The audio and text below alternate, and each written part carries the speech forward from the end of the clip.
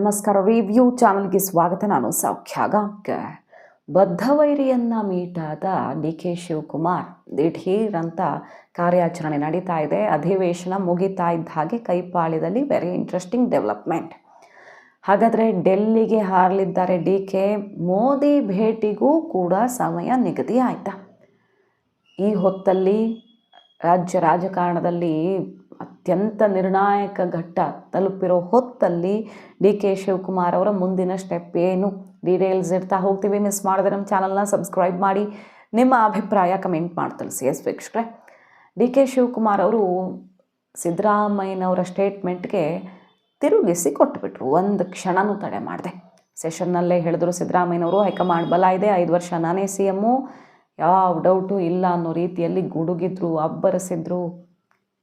ಸಿದ್ದರಾಮಯ್ಯನವರ ಸ್ಟೇಟ್ಮೆಂಟು ಹಾಗಾದರೆ ಹೈಕಮಾಂಡ್ ಬಲ ಸಿಕ್ಕೇ ಬಿಟ್ಟಿದೆಯಾ ಅನ್ನೋ ರೀತಿಯಲ್ಲಿ ಸೆಷನ್ನಲ್ಲೇ ಹೇಳಿದ್ರಲ್ಲ ಅಂತ ಚರ್ಚೆ ಆಗ್ತಾ ಇದ್ದ ಹಾಗೇ ಒಂದು ಚೂರು ತಡ ಮಾಡಿದೆ. ನಮ್ಮಿಬ್ಬರ ಮಧ್ಯೆ ಒಪ್ಪಂದ ಆಗಿದೆ. ಆ ಒಪ್ಪಂದ ಏನು ಆಗಿದೆ ಹೈಕಮಾಂಡ್ ಮುಂದೆ ಅನ್ನೋದನ್ನು ಮಾಧ್ಯಮದ ಎದುರು ಸ್ಪಷ್ಟವಾಗಿಯೇ ಹೇಳ್ತೇನೆ. ವರಿಷ್ಠರೇ ಅದನ್ನು ಸೂಕ್ತ ಸಮಯದಲ್ಲಿ ಘೋಷಣೆ ಮಾಡ್ತಾರೆ ಅಂದುಬಿಟ್ರು ಡಿ ಕೆ ಶಿವಕುಮಾರ್. ಅಲ್ಲಿಗೆ ಸಿದ್ದರಾಮಯ್ಯನವರ ಮಾತಿಗೆ ತಿರುಗೇಟು.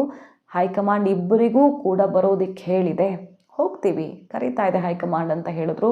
ಕಾರ್ಯಕಾರಿಣಿ ಇದೆ, ಮತ್ತು CWC ಮೀಟಿಂಗು ಅಂದ್ಕೊಂಡು 23ರ ಬಳಿಕ ರಾಜ್ಯ ರಾಜಕಾರಣದ ಚಟುವಟಿಕೆ ಒಂದು ಹಂತಕ್ಕೆ ಬರುತ್ತೆ. ಇಬ್ಬರು ಡೆಲ್ಲಿಗೆ ಹೋಗ್ತಾರೆ ಈ ವಾರದಲ್ಲೇ. ವೀಕೆಂಡಲ್ಲಿ ಅಂದರೆ ನೆಕ್ಸ್ಟ್ ವೀಕೆಂಡಲ್ಲಿ ಸಿದ್ದರಾಮಯ್ಯನವರು, ಈಗ ಮಂಗಳವಾರ ಡಿ ಕೆ ಶಿವಕುಮಾರ್ ಅವರು ನದಿ ಜೋಡಣೆ ಕಾರ್ಯಕ್ರಮ, ಅವ್ರ ಇಲಾಖೆಗೆ ಸಂಬಂಧಪಟ್ಟಂತೆ ಪ್ರೋಗ್ರಾಮ್ ಅಂತ ಕೂಡ ಈಗ ಫಸ್ಟೇ ಡೆಲ್ಲಿಗೆ ಹಾರ್ತಿದ್ದಾರೆ. ನರೇಂದ್ರ ಮೋದಿ ಅವ್ರ ಜೊತೆಗೆ ಭೇಟಿಗೆ ಅವಕಾಶವನ್ನು ಕೋರಿದ್ದಾರೆ ಡಿ ಕೆ ಶಿವಕುಮಾರ್ ಅವರು. ಹಿಂದೊಂದು ಸಲ ICCಗೆ ಗೊತ್ತಿಲ್ಲದೆ, ಹೈಕಮಾಂಡ್ಗೆ ಗೊತ್ತಿಲ್ಲದೆ ಮೋದಿಯವ್ರನ್ನ ಭೇಟಿಯಾಗಿದ್ರು ಅಂತ ಚರ್ಚೆ ಆಗಿತ್ತು. ಡಿ ಕೆ ಶಿವಕುಮಾರ್ ಅವರು ಮೋದಿ ಜೊತೆ ಮಾತಾಡ್ಕೊಂಡು ಬಂದಿದ್ದೇನೋ, ಅದು ಕಾಮನ್ನು, ಒಬ್ಬರು ರಾಜ್ಯದ ಪ್ರತಿನಿಧಿಯಾಗಿ ಹೋಗಿ ಬಂದಿದ್ದಾರೆ ಅಂತ. ಬಟ್ ಗೌಪ್ಯವಾಗಿ ಹೋಗಿ ಬಂದ್ರ ಅನ್ನೋ ಥರದಲ್ಲಿ ಜೋರು ಚರ್ಚೆಯಾಗಿತ್ತು. ಈ ಸಲ ಗೌಪ್ಯವಾಗಿ ಏನು ಹೋಗ್ತಿಲ್ಲ, ಬಟ್ ಮೋದಿಯವ್ರನ್ನ ಈ ಹೊತ್ತಲ್ಲಿ ಭೇಟಿ ಆಗ್ತಿದ್ದಾರೆ ಅನ್ನೋದೊಂದು ಮಾಹಿತಿ.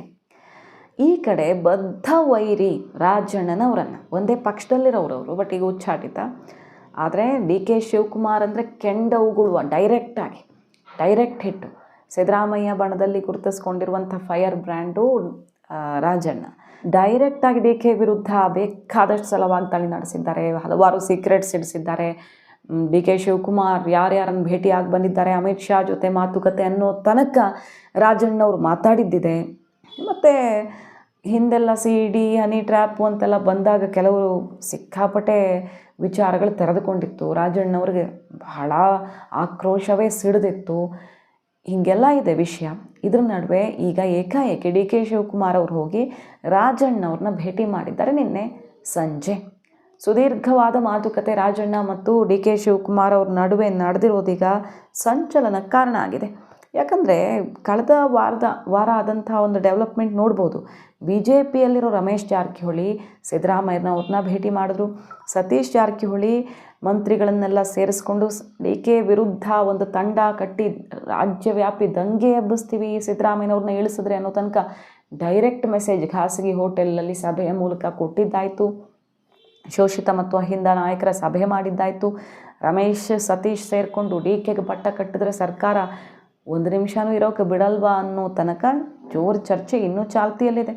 ರಾಜಣ್ಣನವರ ನೇತೃತ್ವದಲ್ಲಿ ಒಂದು ಟೀಮನ್ನು, ಶಾಸಕರ ಬಣವನ್ನು BJP ಕಳಿಸ್ಕೊಡ್ತಾರಾ ಬ್ರದರ್ಸ್, ಬೆಳಗಾವಿ ಕಡೆಯಿಂದ ಹಿಂಗೆಲ್ಲ ಆಗುತ್ತಾ ಅನ್ನೋ ತನಕ ಹೊಸ ಆಯಾಮದ ಚರ್ಚೆಗಳು ತೆರೆದುಕೊಳ್ತಿವೆ. ಯಾಕಂದರೆ ಸತೀಶ್ ಜಾರಕಿಹೊಳಿ ಅವ್ರು ನೇರವಾಗಿ ಮಾಡದೇ ಇದ್ದರೂ ಕೂಡ ರಮೇಶ್ ಜಾರಕಿಹೊಳಿ ಮತ್ತು ರಾಜಣ್ಣನವರು ಒಂದಾದರೆ, ಅಂದರೆ ರಾಜಣ್ಣವ್ರು ಈಗಾಗಲೇ BJP ನಾಯಕರನ್ನೆಲ್ಲ ಅವರ ಪುತ್ರನ ಮೂಲಕ ಮಾತಾಡಿಸ್ತಿದ್ದಾರೆ ಅಂತಲ್ವ ಸುದ್ದಿ.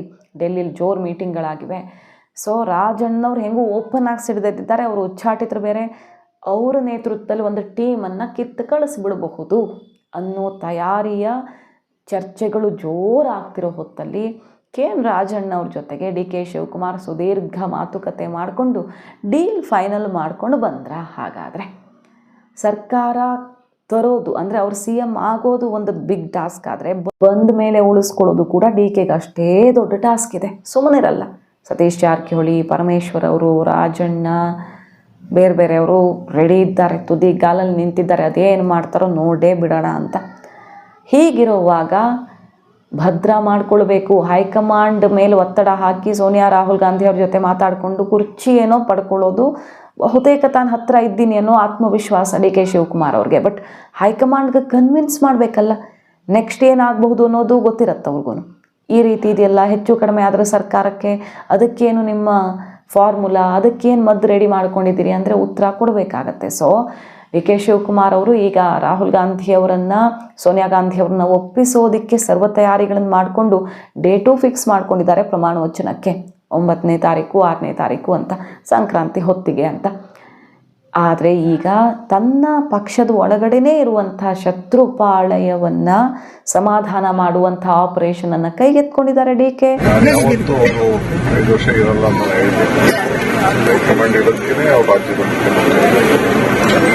ಪಕ್ಷ ನಿರ್ಧಾರ ಮಾಡಿದ ಪ್ರಕಾರ ನಾನು ಅವರಿಬ್ಬರು ಒಪ್ಪಂದಕ್ಕೆ ಹೈಕಮಾಂಡ್ ಒಂದು ಒಪ್ಪಂದಕ್ಕೆ ಆ ಪ್ರಕಾರ ಇಬ್ರು ಮಾತಾಡಿದ್ದೀವಿ, ಇಬ್ರು ಅನೇಕ ಬಾರಿ ಹೇಳಿದ್ದಾರೆ.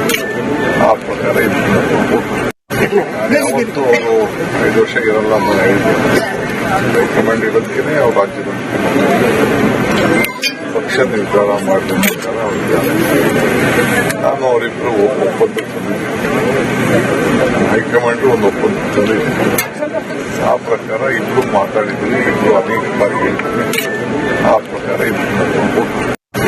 ಯಾವತ್ತು ಅವರು ಡಿ ಕೆ ಶಿವಕುಮಾರ್ ಅವರು ನನಗೊಂದು ಸಂದೇಶ ಬಂದಿದೆ ಹೈಕಮಾಂಡಿಂದ, ಶೀಘ್ರದಲ್ಲೇ ಸಿಎಂ ಅವ್ರನ್ನ ನಮ್ಮನ್ನ ದೆಹಲಿ ಕಳಿಸ್ಕೊತಾ ಇದ್ದಾರೆ ಅಂತ ಹೇಳಿ ನನಗೊಂದು ಸಂದೇಶ ಬಂದಿದೆ ಅಂತ ಹೇಳಿ.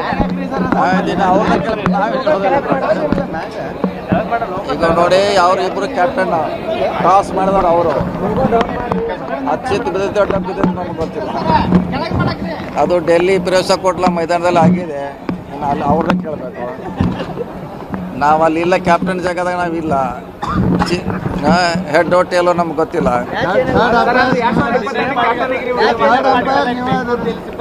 ಅವಾಗ ತಡಪರ್ ಇರಾಕಿಲ್ರಿ. ಇಬ್ಬರೇ ಅವರು ಟಾಸ್ ಆರಿಸಿದವರು. ಹೆಡ್ ಟೇಲೋ ನಮ್ಗೆ ಗೊತ್ತಿಲ್ಲ. ನೀವು ಕೇಳಿ ನೋಡಿ ಅವ್ರನ್ನೇ. ಓಕೆ, ಕಾದ್ ನೋಡೋಣ ಇದು ಎಲ್ಲಿಗೆ ಹೋಗಿ ತಲುಪತ್ತೆ ಅಂತ. ಒಟ್ಟಿನಲ್ಲಿ ಮುಂದಿನ ವಾರ ಡೆಲ್ಲಿಗೆ ಹೋಗ್ತಿದ್ದಾರೆ ಇಬ್ಬರು ಕೂಡ. ಡೆಲ್ಲಿಯಿಂದ ಯಾವ ಸಂದೇಶ ಬರುತ್ತೆ ಅಂತ ಶಾಸಕರು ತುದಿಗಾಲಲ್ಲಿ ಕಾಯ್ತಿದ್ದಾರೆ. ಗೊಂದಲದಲ್ಲಿ ಮುಳುಗಿ ಹೋಗಿದ್ದಾರೆ ಶಾಸಕರೀಗ ಒದ್ದಾಡ್ತಿರೋರು. ಮಾಹಿತಿ ಇಷ್ಟ ಆಗಿದ್ರೆ ಮಿಸ್ ಮಾಡಿದ್ರೆ ನಮ್ಮ ಚಾನಲ್ನ ಸಬ್ಸ್ಕ್ರೈಬ್ ಮಾಡಿ. ನಿಮ್ಮ ಅಭಿಪ್ರಾಯ ಕಮೆಂಟ್ ಮಾಡಿ ತಿಳಿಸಿ. Thank you.